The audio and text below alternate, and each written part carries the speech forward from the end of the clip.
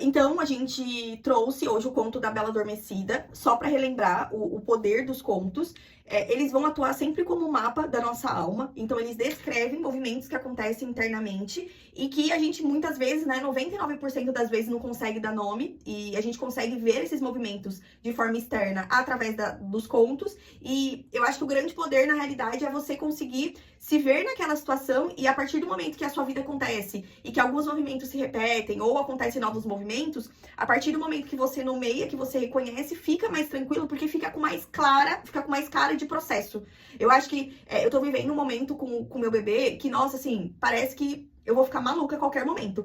E quando eu esqueço que é só um processo, eu fico mais desesperada ainda, porque eu falo, meu Deus do céu, acabou a minha vida, eu não vou conseguir fazer mais nada. Pra sempre, em qualquer lugar que eu vou, essa criança vai destruir tudo, vai ser desesperador. E aí, a partir do momento que eu relembro, cara, é só um momento, é só um processo, perde a força. E eu acho que os contos ajudam a gente com isso, a sempre relembrar que os momentos da nossa vida são processos e que eles vão passar, enfim, tem uma resolução, apesar de naquele momento parecer que não. E o conto, ele começa com esse simbolismo, eu acho surreal. Quando eu li ele, eu achei ele meio duro, porque simbolicamente, toda vez que um casal não consegue ter filhos, a psicologia junguiana como um todo leva muito para esse lado do o que essa infertilidade está representando na vida do casal. Nunca é biológico, né, para psicanálise. Então, tá, beleza, o aspecto biológico existe, é por isso que aquela família não consegue ter o filho, mas o que tá por trás dessa infertilidade? Porque o normal não é ser estéril, né? O normal, o comum, a natureza por si só, se dá nesse movimento da gravidez, enfim, dessa normalização de que quer engravidar, engravido. Então, quando esse movimento não é natural, o que está sendo representado? E o conto, ele começa com o rei e com a rainha que não conseguem ter filho. E nessa dinâmica dos dois, essa infertilidade simboliza uma psique estagnada.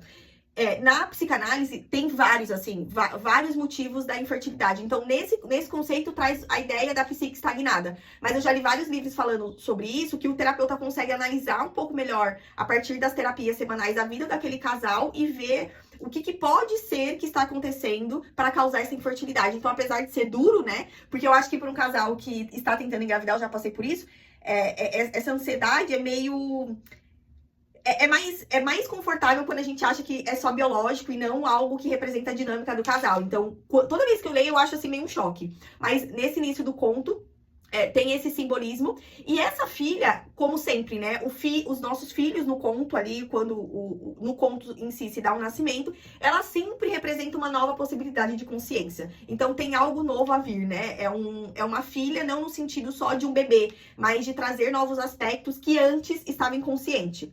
E o sapo, que faz o papel de mensageiro da psique, eu fiz questão de colocar esse papel do sapo, porque o inconsciente, ele tem algumas formas de falar com a gente, né? De trabalhar conteúdos inconscientes, levando ele para a consciência. O sapo, ele faz esse papel. Só que na nossa vida, a gente não consegue falar com o sapo, né? Então, é sempre os sonhos, as sincronicidades. Tem alguns movimentos do dia a dia que fica claro que, cara, tem alguma coisa aqui querendo me mandar uma mensagem. Algo que quebra no momento de discussão, ou quando você recebe uma visita e, sei lá, algo quebra, ou algo imprevisto ali, mas... fora da casa acontece, ou quando algo vive quebrando, né? Tem fases da nossa casa que é sempre o mesmo problema. Isso possivelmente é o inconsciente reagindo a algo na tua vida, só que ele não consegue aparecer e falar, olha só, querida, deixa eu te falar, sua casa tá alagando porque tem muita emoção parada. Não dá. Então é sempre através do simbolismo. E o papel do sapo no conto é exatamente esse, de trazer uma mensagem. E aí, logo após, né, enfim, a filha nasce e tal, e o rei, ele não convida uma bruxa / fada para o batizado. No conto aparece fada, né? Mas na Disney já transforma esse 13º elemento numa bruxa. O que isso quer dizer? Normalmente, os nossos pais, e a gente como pais também, a gente tem facilidade em aceitar as partes bonitas do nosso filho. Mas as feias, a gente não aceita. Em nós, esse movimento ele já acontece com uma brutalidade, assim, incrível. Só que eu acho que com os filhos é um pouco pior ainda. Com as pessoas ao redor, né? Enfim, aqui ele tá falando do filho, mas com o marido e tal. Apesar de a gente não ter facilidade nem em aceitar os nossos próprios aspectos feios. Porque é feio, né? Assim, culturalmente, ninguém quer o que é feio. o que não é tão bonito. Mas eu acho que com terceiros é ainda pior, porque com os nossos a gente ainda consegue perceber um pouco a nossa batalha de ser melhor, de tentar deixar esse feio um pouco mais bonito. Mas com o outro a gente não tá por dentro do processo, então fica um pouco ainda mais bruto essa nossa reação de não quero ver, não quero aceitar. E o rei, ele faz exatamente isso, né? Ele não aceita um aspecto, ele exclui esse aspecto, que causa diversos problemas, porque o que não é aceito na nossa psique fica totalmente obscuro, né? E aí a exclusão da 13ª fada mostra o que acontece quando se tenta viver apenas com os aspectos bonitos da consciência. O sombrio se vinga por exclusão. E aqui tem um pouco também do conceito da sombra, né? Porque a sombra é sempre algo que foi excluído do nosso consciente, da nossa personalidade. Então, inveja. Ninguém quer sentir inveja, é muito feio sentir inveja, então eu excluo. Só que essa inveja depois volta como projeção em vários relacionamentos, acabando com a nossa vida, né? Assim, gera um monte de atrito, enfim. Então, esse movimento do rei de excluir o que é mais feio é extremamente comum e totalmente devastador. Isso tem uma força obscura que domina a nossa vida. Aqui que entra também aquele conceito do ânimos negativo que eu trouxe, né? Que é a energia masculina negativa, porque normalmente a gente começa a jogar pra baixo do tapete. A gente não se permite nem dar nome. A gente já exclui logo de cara porque a gente aprendeu que inveja não é legal, que você vai pro inferno se você sentir inveja. Então essas construções ajudam a gente nesse movimento péssimo de exclusão do que não é tão bonito assim. Eu vivo hoje com o Fê, a gente tem muito atrito das coisas que eu sinto do bebê, porque eu acho que eu tenho facilidade até demais em aceitar o que eu sinto de feio. E ele ainda fica horrorizado. Eu falo, nossa, amor, essa criança tá um inferno hoje. Ele quer morrer. Como assim essa criança tá um inferno? Tipo assim, não usa o inferno. Mas a sensação que eu tenho é que eu tô no inferno. A criança não dorme, só chora, só resmunga, não consigo nem ir no banheiro. Não, mas esse termo não. Eu às vezes falo, o Joaquim tá chato. Não fala assim dele. Você está falando isso e vai fazer com que ele fique chato mesmo. Então, é o oposto, né? Eu ainda não consegui traçar um caminho de descrever o que eu estou sentindo, o que eu estou achando. Que talvez fique menos agressivo do que eu achar. Apesar que a minha ideia de inferno, eu percebo que não é tão tenebrosa quanto a do Felipe. Mas esse caminho de eu estou dando nome ao que eu estou sentindo, não estou mascarando. Mas também, talvez não estou sendo tão bruta, tão dramática, não sei. É algo a se pensar ali nessa minha troca com ele sobre o que eu tô vivendo enquanto mãe em alguns momentos. Mas a repulsa dele em alguns termos que eu uso com tudo. Tipo assim, nossa, eu tô sentindo muita raiva. Meu Deus, eu queria colocar fogo. Pra ele é muito bruto. É tipo assim, como assim? Tipo assim, pra que falar isso? Mas é exatamente o que eu tô sentindo. Então, eu percebo o quanto, pra ele se assusta com esses termos que pra mim é só o que eu tô sentindo. E fala, não, isso aí não. Isso aí você já não pode sentir. Aí você já tá saindo da casinha. E essa minha busca de tentar ficar confortável com o que eu tô sentindo, ou entender que talvez é mais um processo meu de sentir e deixar de sentir através do meu desenvolvimento em viver aquilo. Enfim, mas é natural que a gente tende a ouvir alguns sentimentos dos outros e achar um absurdo. Então, eu vivo isso intensamente hoje em dia. E quando eu li, muito me tocou. Que aí eu penso, né? Tá, beleza, talvez eu esteja sendo um pouco dramática com o termo que eu estou usando, mas eu também não posso mascarar muito. Porque se eu achar que eu não tô sentindo, pra onde que vai esse sentimento? Eu vou jogar pra baixo do tapete e vai voltar como depois? Então, acho que essa exclusão, ela ganha muita força. E é algo que a gente precisa ficar atenta, porque sempre se vinga, sempre volta. Esse por baixo do tapete que a gente acha que existe na nossa psique, não existe. A gente só vai precisar decidir, se essa palavra, não sei o quanto ela faz sentido, em qual momento a gente vai encarar aquele conteúdo. Porque, beleza, agora eu não consigo encarar, eu não tenho forças, eu não tenho ferramentas pra jogar esse conteúdo pra consciência e trabalhar ele. Beleza? Faz parte. A gente também não pode tentar lidar com tudo o tempo inteiro sem ter ferramentas internas pra isso, porque vai dar ruim. Mas em algum momento a gente precisa ter consciência de que a gente vai precisar enfrentar, e enquanto a gente não enfrentar aquele conteúdo, vai ter forças, vai trazer material pro nosso consciente, que vai trazer atrito e faz parte. Então, acho que também é um conceito que a gente vê muito na prática e é importante que a gente tenha consciência. E aí, logo depois de todo esse movimento, enfim, que os pais têm mais autonomia, né? Eles que acabam ditando a regra aqui no início do conto, a princesa, ela dorme. Ela, obviamente, né, não conseguiria fugir de todas as rocas do reino, meio óbvio, e esse sono, ele tem que acontecer, né? Ele acontece diversas vezes na nossa vida e na vida da princesa também. E quando ela dorme, eu achei incrível essa simbologia, porque Quando a princesa dorme, a gente consegue perceber que é um momento que ela não está nem consciente, porque há movimentos internos, né? Há transformações. Se ela tivesse totalmente inconsciente, ela não teria nenhuma transformação interna. Então, enquanto ela dorme, a vida interna dela acontece. Mas ela também não tá consciente, porque ela não consegue trabalhar aquele conteúdo que fez ela dormir conscientemente. Então, é como se uma parte da psique dela, que não foi tão afetada assim, ou que apesar de ser afetada, ainda tem energia para transformação interna, mas não energia o suficiente para viver, né? Para falar, olha, eu vou trabalhar esse material assim, assim, assado, eu vou tomar tais decisões. Não tem tanta força assim. Então, o sono, ele tem dois aspectos. O aspecto positivo e o aspecto negativo. O positivo, aqui me vem tanta maternidade, porque em algum momento da maternidade a gente vive isso. Eu tive o meu bebê, o pós-parto foi super tranquilo, foi um dos momentos de mais crescimento, assim, porque como eu consegui dar peito, eu lia muito nesse momento que ele mamava, eu comprei vários cursos, foi um período, assim, de muita expansão da minha personalidade. Só que hoje eu percebo que o meu momento da maternidade não é tão expansivo assim. Esses dias eu falei, nossa, eu vou ver uma aula sobre maternidade, enfim, vou buscar conteúdos sobre esse momento do Joaquim. E, cara, eu não consegui engatar. Tipo assim, não vai. Até agora não vai. E aí eu entendi que, tipo assim, tá, essa parte minha só tá tentando sobreviver, ela está dormindo. Ela está absorvendo tudo que eu tô vivendo, tudo que tá sendo um desafio gigante. E em algum momento eu vou conseguir ver essa fase, ou essa fase vai passar, e aí, beleza. Nessa etapa eu vou estar um pouco mais madura para de fato começar a absorver novos conteúdos de maternidade. Agora não tá entrando nada, agora não dá. Agora esse aspecto meu só está sobrevivendo. E o aspecto positivo do sono é esse, é um período de incubação só pra gente absorver o que tá acontecendo. E quantas partes da nossa vida a gente não passa por isso, ou vai passar, né? É um ciclo. Então, por exemplo, agora profissionalmente, cara, eu tô num momento super de expansão, aprendendo, praticando, colocando todas as minhas forças, mas a minha parte materna tá sobrevivendo. Então, essa dinâmica faz parte e é cíclica eternamente. E esse momento de sono, ele é totalmente necessário pra gente não enlouquecer, de fato, porque eu acho que se eu tivesse que reagir a tudo que está acontecendo, a acalmar tudo no meu coração, a saber que eu não vou ficar louca, que eu não vou precisar me internar, que meu filho vai crescer um pouco e vai ficar tudo mais fácil, se eu não conseguisse passar por isso de uma forma mais passiva, imagina tudo isso acontecendo e eu ainda lendo pra caramba sobre maternidade e vendo coisas de bebê fofo, enquanto eu tô achando que eu tô ficando maluca, e de fato eu ia ficar maluca. Então é totalmente necessário para o crescimento interno.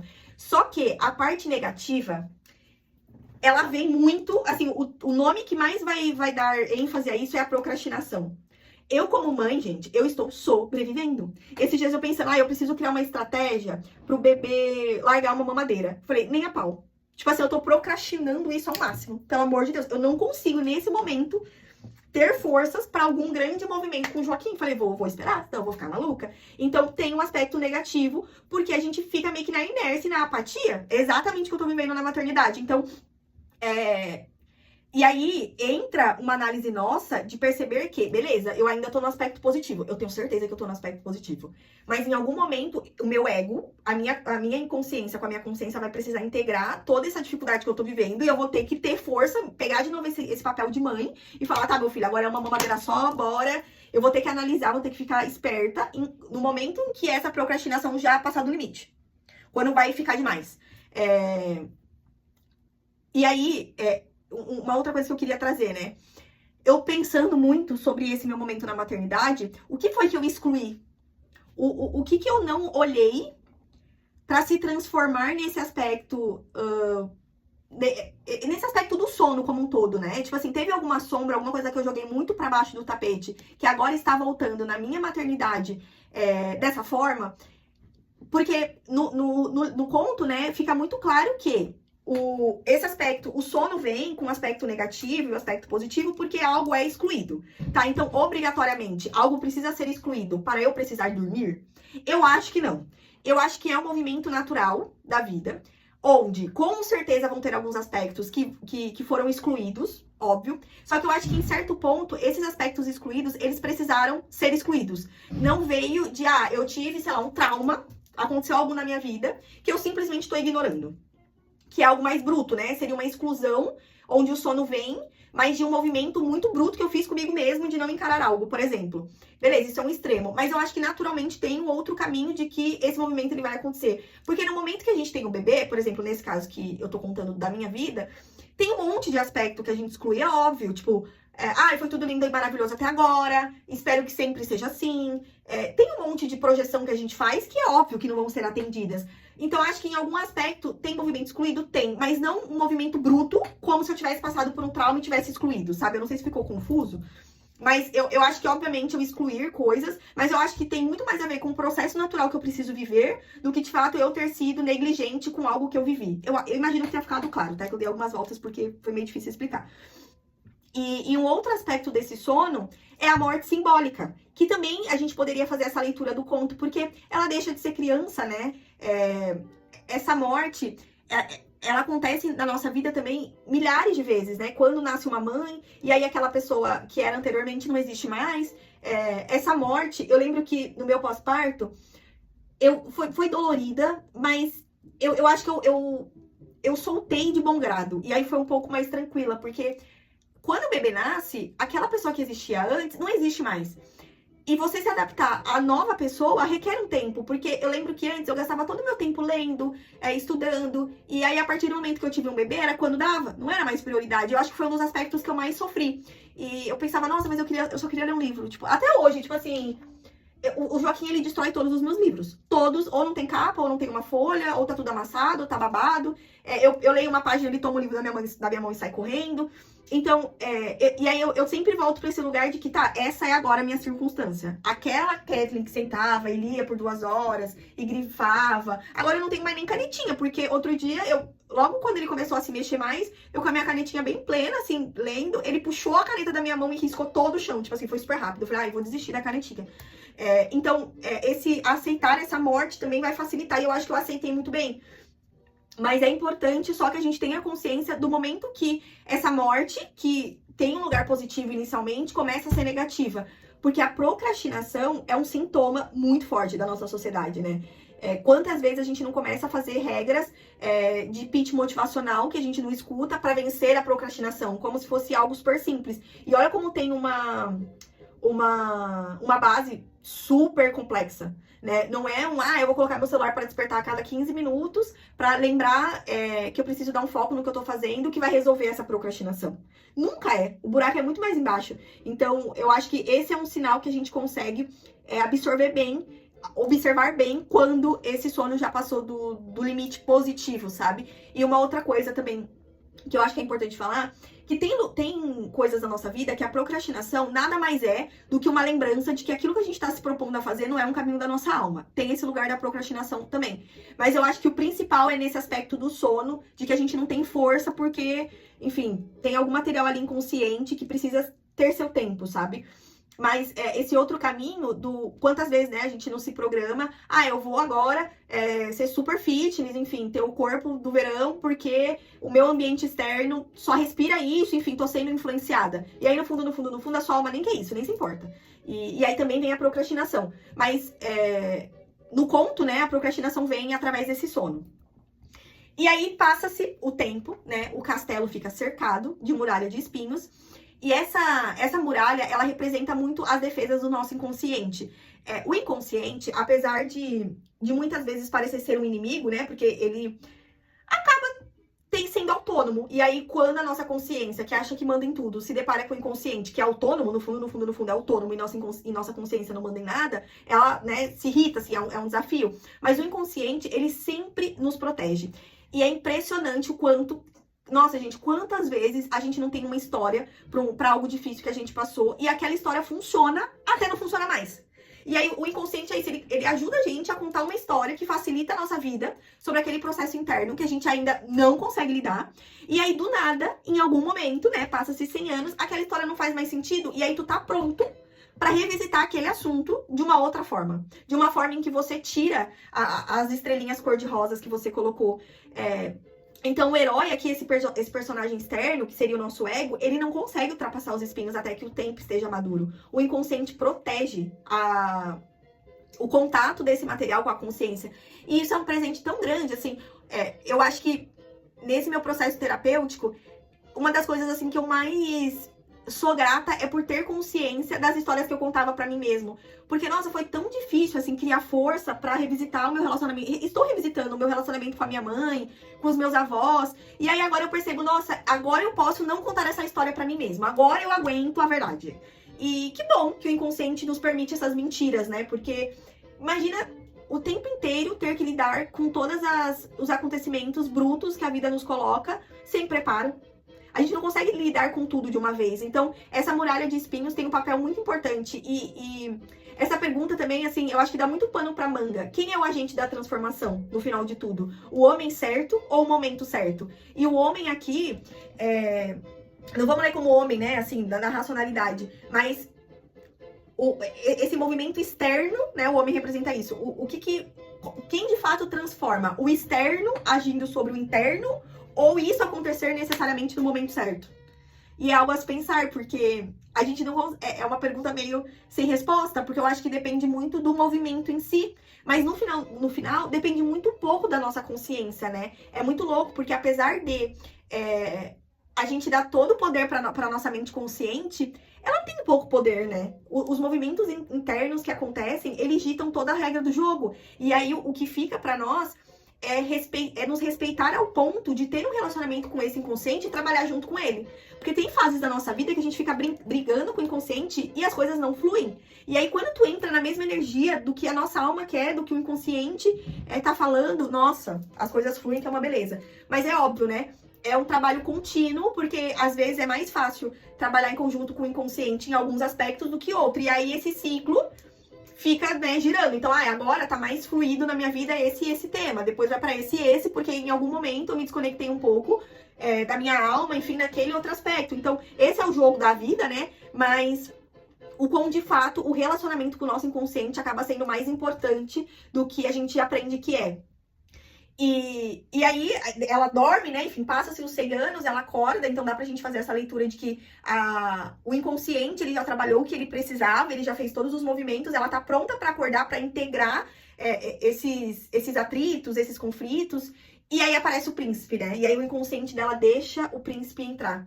E o príncipe tem todas as histórias, né? Assim, o príncipe e o beijo final é algo que se repete, e é uma coisa que até irrita. Porque sempre parece que a gente precisa do homem, né? Então o homem apareceu, ele resolveu toda a vida da mulher, e aí agora a mulher tá pronta pra ser um pouco mais feliz graças a esse príncipe. E infelizmente é isso que as histórias da Disney mostram, né? Tanto que as meninas, nós mulheres, sempre sonhamos com esse príncipe. E a gente jura que é algo externo, que de fato é um homem que vai aparecer e que vai nos salvar. Coisa mais patética. Qual que é a representação desse príncipe? É o encontro do feminino e do masculino. É a integração dos opostos, que no conto anterior também a gente conseguiu trabalhar bem esse conceito. Então, o príncipe, ele nada mais é do que a integração de luz e sombra. É a integração de material que era inconsciente, que se tornou consciente. Ponto. Não tem nada de homem salvando a princesa.